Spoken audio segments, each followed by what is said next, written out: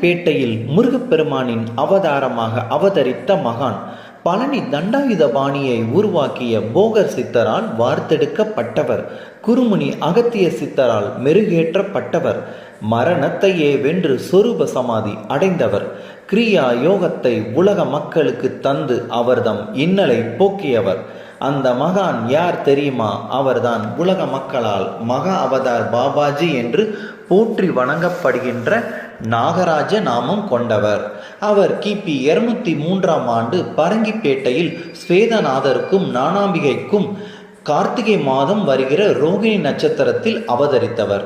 அவரது பிறந்த நட்சத்திர தினத்தன்று ஓம் கிரியா பாபாஜி நம ஓம் என்ற மந்திரத்தை 1008 முறை உச்சரித்து அவரது அருளை பெற வேண்டுகிறேன். அது மட்டுமில்லாமல் இந்த காணொலியை அனைவருக்கும் அனுப்பி முருகப்பெருமான் மற்றும் மகாவதார் பாபாஜியின் அருளை பெற்று